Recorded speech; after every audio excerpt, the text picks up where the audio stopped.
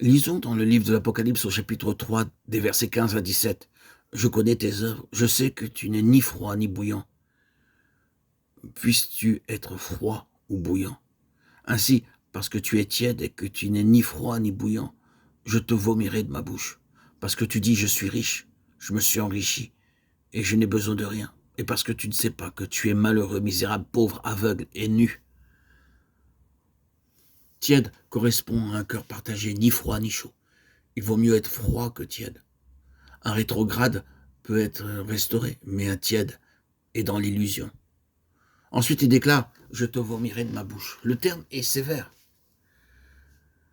Il sous-tend que Dieu ne supporte pas la tiédeur, alors qu'il peut ramener un chrétien tombé très bas, mais pas un tiède parce qu'il vit dans l'illusion. Les chrétiens aujourd'hui vivent dans l'illusion. Il n'y a jamais eu autant de monde rassemblé qu'aujourd'hui. C'est une anomalie par rapport aux Écritures. On peut s'interroger quant à l'authenticité de la nouvelle naissance de tous ceux qui remplissent aujourd'hui les églises.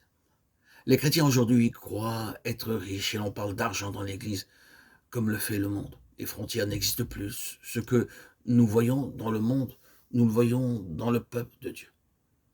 L'argent ou mammon, c'est la mort spirituelle. Si Dieu se sert de vous pour faire son œuvre, il y pourvoira.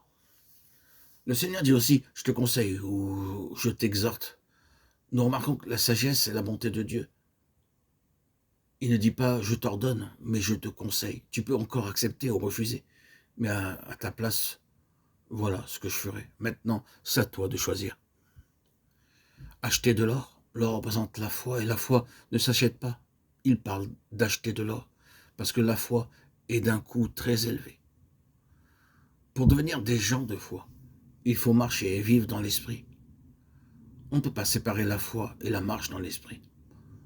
Lorsque nous décidons par nous-mêmes, nous n'avons pas besoin de foi ni du Saint-Esprit.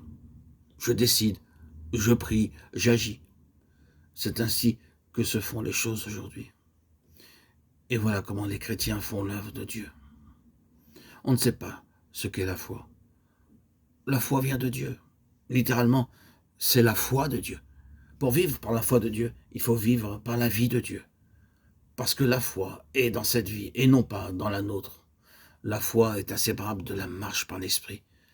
Et c'est pourquoi cela coûte. Selon 1 Pierre 1, verset 7, afin que l'épreuve de votre foi, nous serons donc éprouvés et testés. Soyons des gens réfléchis et laissons le Seigneur nous éclairer. Qui suis-je? Un lévite ou non? Si je n'en suis pas, est-ce que je veux le devenir et être la récompense du Seigneur? Est-ce que je veux vraiment suivre le Seigneur?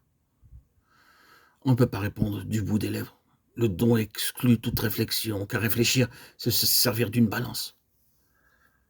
On sera pesé à la balance du sanctuaire. L'épreuve de notre foi est plus précieuse que l'or périssable. C'est pourquoi il dit d'acheter de l'or. Pour accueillir une foi vivante, il ne faut plus vivre par soi et pour soi, mais il faut porter sa croix et le suivre. Il n'y a pas d'autre chemin.